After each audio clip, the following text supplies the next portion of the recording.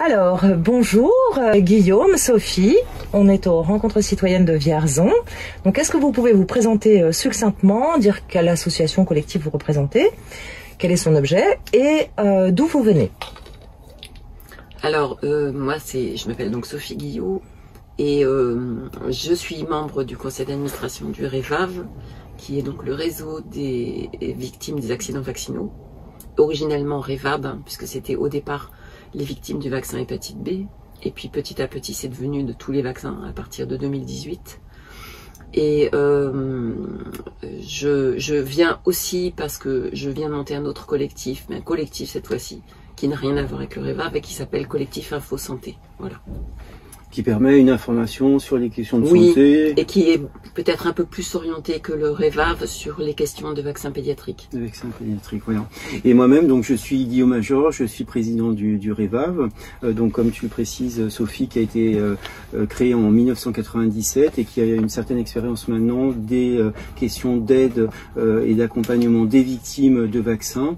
Et nous nous sommes ouverts en 2018 aux victimes de toutes les vaccinations, puisque nous étions beaucoup sollicités par certaines victimes, comme par exemple les victimes d'un syndrome de la guerre du Golfe, qui est une pathologie très spécifique que la NSM ne reconnaît pas encore actuellement officiellement et qui est mis dans une case, excusez-moi de l'expression, de narcolepsie. Donc voilà, on accompagne la connaissance des conséquences de l'utilisation de certains vaccins qui posent évidemment des problèmes en termes de santé publique. Tous ne le présentent pas au même niveau, mais nous avons des victimes que nous devons rendre absolument visibles et qui se réunissent tout simplement pour être collectivement plus actifs que de rester seuls chez elles, isolées et en souffrance. D'accord. Et vous représentez aussi l'ANAVIPS? Oui, tout à fait. C'est créé il y a maintenant 4 ans une alliance d'associations nationales de victimes de produits de santé qui regroupe différentes associations, donc avec des victimes impactées par un médicament comme le lévothyrox, comme le mercure dentaire dans nos amalgames, voilà, qui donne effectivement à se rendre compte des conséquences liées à l'utilisation d'un médicament anticancéreux, et qui regroupe aussi 2 associations nationales historiques de victimes de vaccins, dont l'association E3M, qui milite beaucoup pour l'arrêt de l'aluminium vaccinal, qui entraîne des myofascites à macrophages et des souffrances là aussi importantes chez certaines personnes qui vont être vaccinées avec des vaccins contenant de l'aluminium, comme par exemple le Gardasil ou le vaccin hépatite B, pour prendre ces exemples-là. Ou même des simples rappels DTP. Ou simple rappel de DTP. Qui contiennent aussi des adjuvants aluminiques. D'accord. Et vos actions, elles sont en même temps d'aider les victimes, mais en même temps essayer de donner l'information et de faire peut-être on pourrait dire lobbying politique, enfin de faire entendre ces voix-là, c'est ça? Bien sûr, oui, dès le début de la pandémie, pour parler des vaccins Covid-19, de la vaccination contre la Covid-19, qui a concerné des adultes, mais également des enfants, on a effectivement alerté les pouvoirs publics d'un certain nombre de conséquences avec des données scientifiques internationales, puisqu'on savait avec les données, par exemple, d'Israël, dès 2021, qu'il y allait y avoir des conséquences dramatiques pour la population et des signaux très importants de la pharmacovigilance. C'était normal parce qu'on vaccinait beaucoup, donc on avait évidemment plus de victimes, mais on avait bien sûr des signaux très importants avec des pays qui ont beaucoup vacciné, comme Israël au départ de la pandémie. Donc c'était important de le faire remonter. Et alors vous êtes venus d'où géographiquement tous les deux à Vierzon? Moi je suis venue de Nîmes. De Nîmes, d'accord. Et Guillaume est de Marseille. De Marseille, voilà, sachant que l'association est nationale et qu'on a aussi des adhérents sur tout le territoire. Bien sûr. Voilà. Oui, c'était juste pour marquer le déplacement à Vierzon. Alors, chacun de vous, qu'est-ce qui vous a personnellement amené à vous engager, comme à venir à ces conférences ou vous engager dans cette association, parce que ça représente beaucoup de travail, beaucoup d'engagement, d'implication, de temps. Donc, est-ce que vous avez une raison personnelle chacun? Est-ce que tu veux commencer? Oui, si tu veux. Moi, personnellement, en fait, je me suis engagée il y a pas mal d'années sur le terrain de la levée des obligations vaccinales, parce que je pense que le premier scandale, il est là. et que j'ai contribué à soutenir et aider des familles dont les enfants étaient victimes d'effets indésirables très graves, donc parfois avec des décès d'enfants, parfois avec des enfants polyhandicapés. Donc chez ces gens-là, c'est très très compliqué d'imaginer d'aller vacciner leurs autres enfants avec le produit qui est peut-être susceptible d'avoir causé le problème grave chez leur enfant qui est décédé ou qui est polyhandicapé. Et c'est très compliqué en fait pour certains. Alors il y en a qui obtiennent quand même des autorisations de ne pas vacciner leurs enfants par les tribunaux, ce qui est quand même rare, mais ça arrive quand il y a des cas très graves. Et puis il y a des fois où il y a des gens, enfin moi il y a des témoignages qui me sont revenus de familles où il y a un bébé qui est décédé par exemple quelques jours après sa première vaccination. Parce que dans le cas présent, le médecin s'était trompé de produit. Il avait pris un produit qui n'était pas adapté à l'âge de l'enfant. Et il avait signé un permis d'inhumer à la famille. Il était venu faire un constat de décès et permis d'inhumer pour transmettre aux pompes funèbres. Et en disant à la mère, ma pauvre dame, vous n'avez pas de chance, c'est une mort subite du nourrisson. Sauf que la pauvre dame, elle a quand même eu l'idée de décacheter l'enveloppe qu'il avait fait pour les pompes funèbres. Et ce elle a vu écrit dessus, c'était décès suite à vaccination. Donc elle a fait un procès au médecin, elle a gagné bien sûr. D'accord? Cette femme a eu 4 enfants par la suite. Et bien curieusement, alors premièrement, dans la ville où elle résidait, elle ne trouvait plus aucun médecin qui voulait la prendre. Et deuxième chose qui est arrivée, c'est qu'on ne lui a jamais demandé les vaccinations pour ses 4 filles. Elle a pu les inscrire dans les établissements scolaires publics, personne ne lui a jamais rien demandé. Sauf une fois, elle a eu une infirmière, quand une de ses filles rentrait en 6e, qui lui a dit « mais comment ça se fait que votre fille n'est pas vaccinée, etc. etc. » Elle a écrit une lettre au préfet, l'infirmière lui a envoyé une lettre d'excuse. Donc en fait, comme quoi, ça a beau être obligatoire, il y a quand même des fois où les administrations sont tout à fait capables de se coordonner pour pas enquiquiner les familles, quand ils veulent. Mais ça veut dire qu'ils reconnaissent aussi que ça peut être dramatique et que donc cette obligation ne devrait pas être. Ben, c'est difficilement supportable. Enfin, je veux dire, ayant perdu un bébé dans ces circonstances-là, son premier enfant, enfin, je veux dire, oui, non, mais c'était impensable de vacciner les autres, quoi. Bien sûr, bien sûr. Ça avait beau être un DTP. Et quelle est la valeur qui résonne en vous quand vous êtes dans ces actions, ces engagements? Moi, la solidarité. La solidarité, ouais. D'accord. Okay. C'est ce qui vous anime. Ouais. J'ai 3 enfants que j'ai choisi volontairement de ne pas vacciner du tout il y a plus de 30 ans. Et je regrette pas mon choix, mais pour pouvoir le faire et entre guillemets vivre tranquille, j'ai dû un peu fermer ma bouche pendant des années. Donc quand j'ai commencé à militer, je me suis dit c'est parce qu'il faut que je me batte pour les autres. Il faut que les autres parents qui fassent le même choix puissent le faire sans être obligés de se cacher. Ou sans être obligés de tricher ou de faire des faux documents. Bien sûr. Parce qu'il y a énormément de gens malheureusement qui font ça. Dès qu'il y a une obligation, il y a des gens qui font des faux. Donc bon, c'est impossible de savoir combien il y en a, bien sûr, parce que dans ces cas-là, tout le monde est muet comme une carpe. C'est ce qu'il faut faire d'ailleurs, il faut en parler absolument à personne quand on fait ce genre de choix. Donc moi, je l'ai dit publiquement à partir du jour où je savais que je pouvais plus avoir de poursuites judiciaires. Ok. Voilà. Donc oui, moi ce qui m'anime, c'est que mes enfants, par exemple, quand ils vont avoir des enfants, ne soient pas obligés de se battre, comme je l'ai fait. Ok, merci Sophie. Qu'il y ait une liberté de choix, bien sûr, et des produits de santé qu'on utilise. Pour moi-même, Diane, c'est effectivement des questions de rencontre et de me rendre compte effectivement d'une certaine forme d'injustice. Donc j'étais responsable associatif et j'ai rencontré une personne qui était elle-même une victime collatérale ayant perdu son conjoint lié à une vaccination pour l'hépatite B et pour voyager. Le médecin avait proposé effectivement une vaccination. Et j'étais beaucoup ému par cette histoire humaine. Et du coup, je me suis intéressé effectivement à la question de la vaccination et je me suis rendu compte d'un certain nombre de dysfonctionnements collectifs du coup et d'une difficulté des médecins par exemple à faire remonter les conséquences s'il y a une vaccination. Et vraiment, on a tout de suite perçu ce qu'on appelle le déni des victimes ou des conséquences s'il y a une vaccination.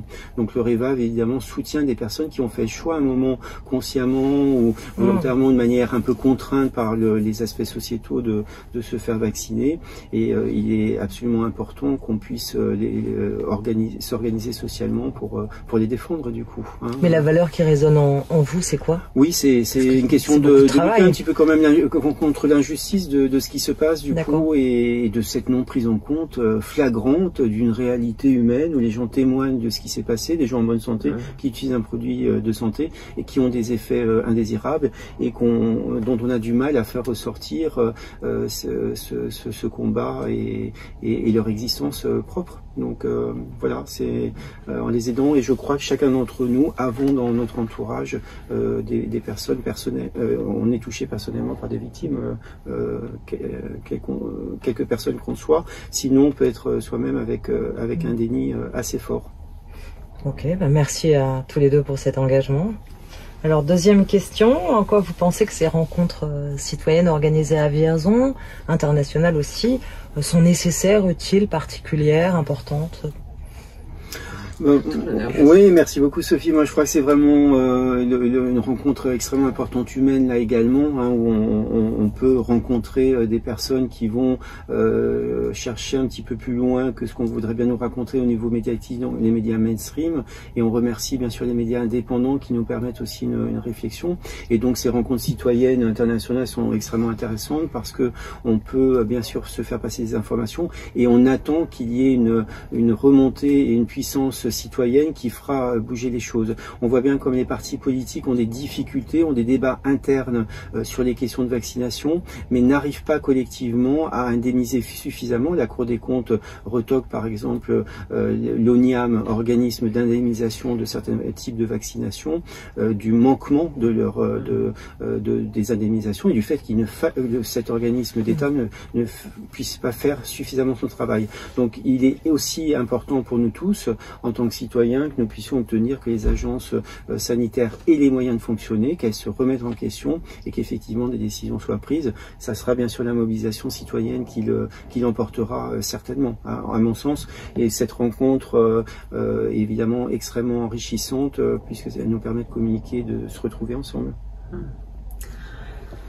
Alors, moi, ce que je trouve très intéressant à ces rencontres, c'est le fait de pouvoir rencontrer plein de gens et d'élargir nos contacts et d'avoir des carnets d'adresses plus chargés, à y repartir avec plein de contacts pour pouvoir travailler ensuite à distance, ce qui est vraiment une opportunité particulière, c'est pas partout.